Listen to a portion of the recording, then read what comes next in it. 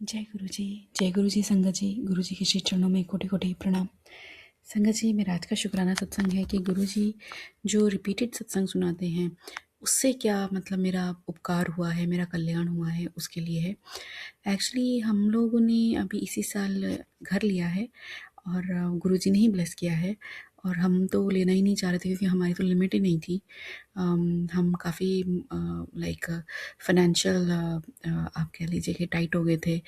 एक क्राइसिस तो नहीं कहूँगी बट काफ़ी अपहीवल आ गया था। तो वो लास्ट ईयर आया था बट उससे क्या हुआ कि हमारी सारी सेविंग चली गई थी, यूज़ हो गई थी और हमारे पास इतने पैसे नहीं थे। बट फिर भी गुरुजी की ऐसी कृपा हुई कि लोन वोन एडजस्ट हो गए और पूरा बंदोबस्त हो गया पैसे का और हमने एक घर लिया। गुरुजी के आशीर्वाद से गुरुजी ने दिलवाया।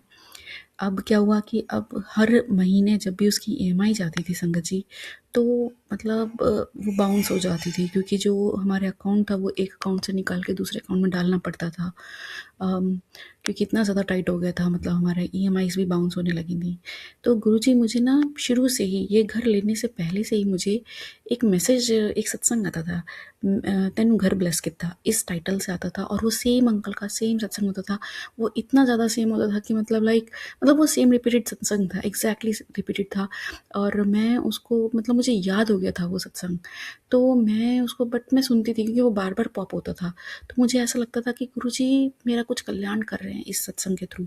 और आप मानिए संगत जी कि जब भी मेरी ईएमआई बाउंस होती थी तभी वो सत्संग मुझे होती थी या होने वाली होती थी, तो वो सत्संग मुझे ज़रूर आता था और वो मैं सुनती थी और फिर सब कुछ ठीक हो जाता था। फिर अगले महीने के आसपास जब वो ईएमआई का टाइम आता था वो सत्संग ज़रूर आता था। अब जब मैं डिले नहीं करती थी, जैसे मतलब पहले ही सुन लेती, जब मुझे ये आभास हुआ 2-3 बार जब ऐसे हुआ, तो मेरे को आभास हो गया कि मतलब क्योंकि वो मेरे हस्बैंड इतने परेशान हो जाते थे, हस्बैंड अंकल, कि कैसे करें, लाइक 100-100 $200 भी से बाउंस हो रही है ईएमआई। तो बहुत परेशानी हो जाती थी। फिर वो निकालो दूसरे से और वो स्पेसिफिकली जाना पड़ता था अकाउंट से पैसे निकाल के दूसरे अकाउंट में डालने के लिए। तो खैर कहने का अर्थ ये है कि मैंने वो सत्संग शुरू किया सुनना और जैसे ही पॉप होता था तो मुझे ये अंदाज़ा हो जाता था कि कुछ तो गड़बड़ हो रही है और मुझे वो सुनना है। मेरे प्रभु मेरा कल्याण कर रहे हैं और मुझे उनकी जो पूरी वो व्यवस्था है उसको सपोर्ट करना है, उसको मतलब उसमें हर्डल्स नहीं डालने हैं।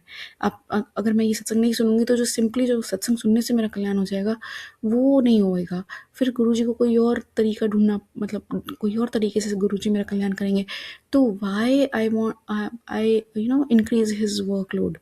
तो तो उस चीज़ को समझते हुए सिंपली आपको सामने जो सत्संग आ रहे हैं ना sangat ji, with folded hands I am saying please उसको ज़रूर सुनिए। रिपीटेड सत्संग हो, देखिए कुछ तो सत्संग होते हैं जो व्यूज़ के लिए होते हैं, वो आपको समझ में आ जाएंगे, जब आप बार बार सुनेंगे ना तो आपको समझ में आ जाएंगे।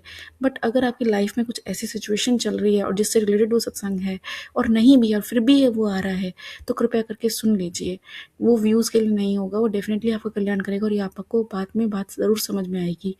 और यही है, मैं गुरुजी का यही शुक्राना करते हैं कि गुरुजी के तरीके बहुत ही अनोखे हैं मगर बहुत ही प्यारे हैं, सिंपल हैं, जो हम लोग बहुत आसानी से कर सकते हैं।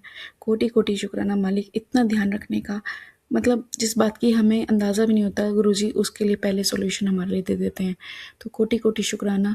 और गुरुजी के आशीर्वाद से वो मैसेज ठीक हो, वो नहीं आता। अब जब सब कुछ ठीक हो गया, स्ट्रीमलाइन हो गया, ईजिली हम थोड़ा देने के लायक हो गए, तो सब ठीक हो गया। तब वो सत्संग आना अपने आप से बंद हो गया।